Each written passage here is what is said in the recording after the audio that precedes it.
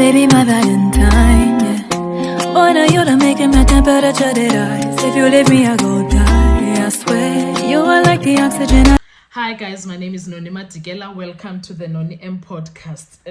Today, let's talk about court and let's talk about what's happening in court. You know what? Kushibile ekati with the section 205s, okay? But before we get into doing that, guys, please make sure you do not forget to like, to share, to comment. Most importantly, please make sure you are subscribed on my channel. Please make sure you are watching the videos up until the end and you are watching the ads that are coming through. Please do not skip them. When you are doing all of those things, you are helping the channel to grow financially and in numbers. Thank you so much. Now, let's talk about what the hell is going on in that courtroom of Judge Rata. At this point, even himself, he is very confused as to what's going on there. Because Baloyi is doing everything in his power to ambush the defense by all means necessary. He is ambushing the defense because tell me, why is it hard for Baloyi to segment the whole evidence into a way that it will be understandable to everyone? Why is it hard for him to do that?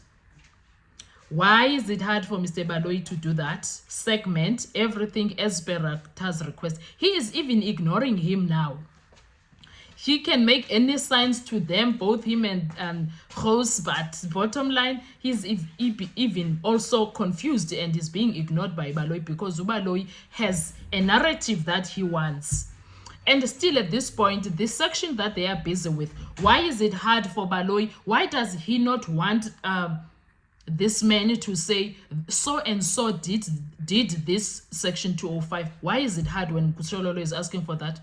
Why does he refuse point blank that I'm not giving up that information? Why is it hard? Yes, he says he got it from Gininda. Host got it from Gininda. But is there nothing that says so and so did the section 205?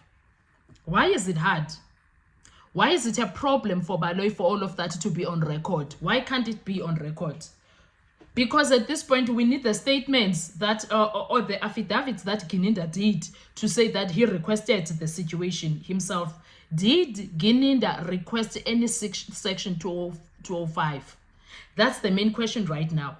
Did Gininda do any request to any service provider? Vodacom, MTN, Cell C, did they? Did they do that now? Because seemingly no such thing happened here. Gininda's name is not going to pop up there because that is why this one might not want to actually tell us who requested for that section that they are busy with. Why is it hard? For instance, if they are doing a section 205 for accused number 3, why is it hard for them to give us who requested all of that info? Who requested that section 205 for accused number 3? Why is it going to be a problem for it to be on record? Why is Baloyi not segmenting the evidence and give it to the... For instance, he also said that we are doing on section exhibit what. When Mnisi tries to understand why are we dealing with yet now he can't answer those questions. He makes it look like these guys are incompetent. They did not prepare. No, they did. The mere fact that they see we are not where we are supposed to be is because they are prepared and they know what they are talking about. Telling us about how many 100 times, million times these people called each other. Did they call each other on the day of the incident? And what time were the calls done? How many times were the calls done? That's what we want, the relevancy. The relevancy of that analysis, that's what we are looking for. Not this back and forth of telling us this man is giving us information that is not needed because he is hoping that the defense is going to be confused and the defense is not going to read. So if they were not reading, if they were not prepared, they were going to allow him to do this because they don't know what they are dealing with. The mere fact that they are asking questions, they know what they are asking for. They know what they are asking. They are not being difficult. They know what they are asking for. If you are going to sit there and ask, but why is Mgomezu not confused? No, he's not confused. He knows now where he is going to go and ask questions. He doesn't care about the whole situation that Baloyi is doing. Mgomezu is very clear. He knows what he is going to do. He knows that this man is but even Umshololo knows what Baloyi is doing, but Umshololo wants to out him. That's why she is doing that. It's not that now you're confused. They are not confused. Even the suggestions that they are giving, why is Baloyi not wanting to use those, especially the one from Uramusipin? Why is it a problem for him to want to use those suggestions? Why? Why is it a problem for him to want to use those suggestions?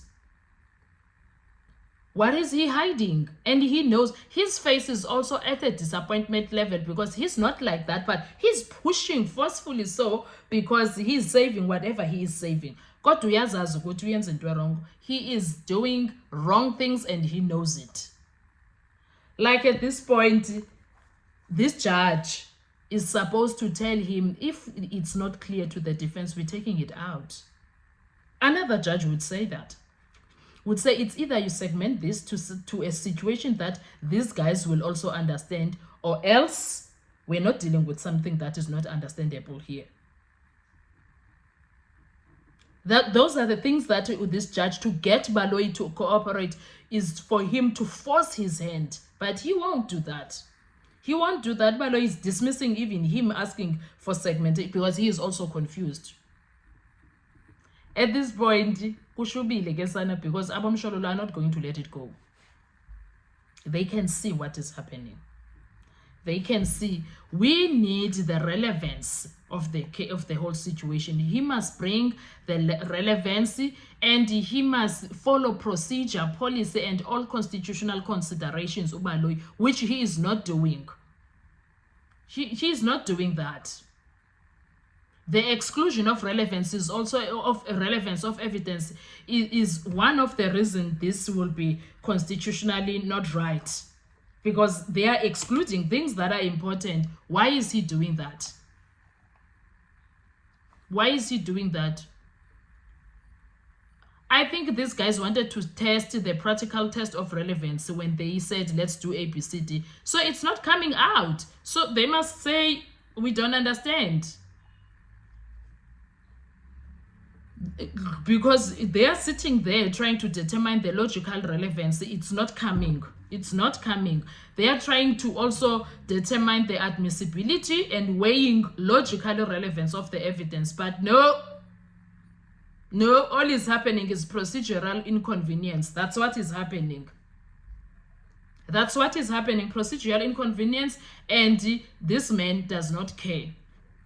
He does not care what he is doing. He's doing what he wants to do. And we see that, and the defense sees that, and I'm glad that they are not letting it go. Now, he wants to act as if these guys are dengues of the day. They are stupid. They are not getting it. They are idiots. That's what he is trying to make it sound like, but it's not. He needs to stop ambushing the defense. They can smell that red from afar. I don't know what are your views on what is happening in that courtroom, but it is what it is. Baloyi is ambushing the defense, and he's doing that purposefully. Thank you so much. I'll see you on our next video. Please do not forget to like, to share, to comment, and most importantly, please make sure you are subscribed on the channel. Please make sure you are watching the videos up until the end. When you are doing that, you are helping the channel to grow financially and in numbers. Thank you so much. Bye-bye. To survive, I'll be honest. Your